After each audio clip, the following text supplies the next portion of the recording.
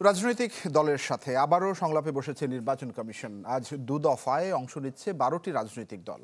সকাল ১০টা থেকে ১২টা পর্যন্ত গণফোরাম, গণফ্রন্ট, ইসলামিক ফ্রন্ট বাংলাদেশ, ইসলামী ঐক্যজোট, বাংলাদেশ সুপ্রিম পার্টি এবং বাংলাদেশ জাতীয় পার্টি। এছাড়া বিকাল ২টা থেকে ৪টা পর্যন্ত বাংলাদেশ জাতীয় সমাজতান্ত্রিক দল, Bangladesh national Awami party, Trinamool, BNP, কৃষক শ্রমিক জনতা লীগ, বাংলাদেশ খেলাফত মজলিস ও ইসলামী আন্দোলন বাংলাদেশের সঙ্গে মতবিনিময় করবে ইসি। ত্রয়োদশ জাতীয় সংসদ নির্বাচনকে সামনে রেখে অংশীজনদের সঙ্গে ধারাবাহিক সংলাপের অংশ হিসেবে রাজনৈতিক দলের সঙ্গে মতবিনিময় করছে নির্বাচন কমিশন। এর আগে গেল ১৩ নভেম্বর রাজনৈতিক দলগুলোর সাথে ইসির বৈঠক হয়। RICL TMX, যুগের পর যুগ স্থাপনা থাকে মজবুত।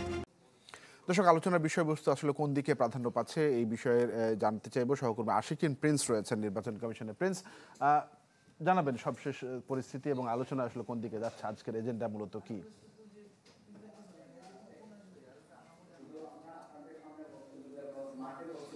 সকাল 10:30টার দিকে মূলত এই সংলাপটি শুরু হয়েছে, যেখানে প্রথম দফায় ৬টি রাজনৈতিক দলের প্রতিনিধিরা অংশ নিয়েছেন এবং একই সাথে উপস্থিত রয়েছেন প্রধান নির্বাচন কমিশনার সহ অন্যান্য কমিশনার এবং নির্বাচন কমিশন সচিবালয়ের ঊর্ধ্বতন কর্মকর্তারা।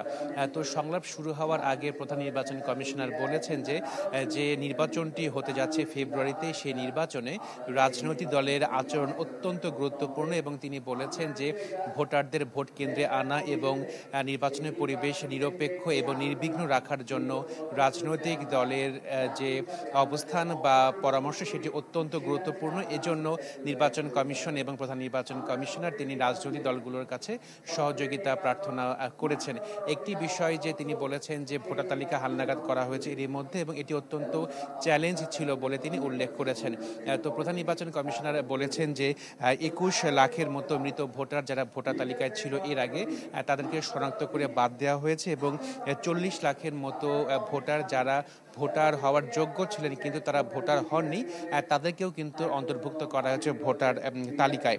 একই সাথে বলা হয়েছে যে তাদেরকে নতুন কিছু কাজ করতে হয়েছে, যেমন প্রবাসীদের ভোটারের যে বিষয়টি রয়েছে সেটি তারা উদ্যোগ নিয়েছেন। তিনি বলেছেন যে সারা বিশ্বেই কিন্তু এই প্রবাসীদের ভোট গ্রহণ করা অত্যন্ত চ্যালেঞ্জের বিষয়। তো সেই চ্যালেঞ্জটি মোকাবেলা করেই মূলত বাংলাদেশের নির্বাচন কমিশন আগামী নির্বাচনে যাতে ভোটাররা ভোট দিতে পারেন প্রবাসীরা, সেই ব্যবস্থাটিও করা হয়েছে। সেই ক্ষেত্রেও রাজনৈতিক দলের সহযোগিতা চেয়েছেন প্রধান নির্বাচন কমিশনার।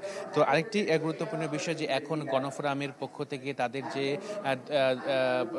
ঊর্ধ্বতন নেতা রয়েছেন তারা কথা বলছেন এবং তিনি বলছেন যে বিগত দিনে নির্বাচন কমিশন নিরপেক্ষভাবে কাজ করতে পারেনি।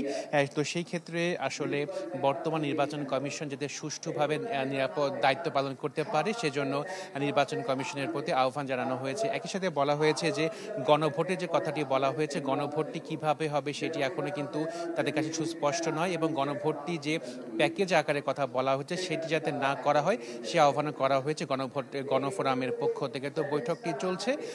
বিকালের দিকে আরও 6টি রাজনৈতিক দলের সাথে আলোচনায় বসবে নির্বাচন কমিশনে। পরবর্তী আমরা আপনাদের যে সর্বশেষ যে আপডেট সেটা আপনাদের জানাতে পারবো। তানভীর। নিশ্চয়ই প্রিন্স, ধন্যবাদ আপনাকে আমাদের সঙ্গে যুক্ত হওয়ার জন্য। সহকর্মী আশিকিন প্রিন্স জানাচ্ছিলেন নির্বাচন কমিশন থেকে। মূলত আগামী যে নির্বাচন সেই নির্বাচনের কর্মপরিকল্পনা নিয়ে জানাচ্ছিলেন সহকর্মী আশিকিন প্রিন্স।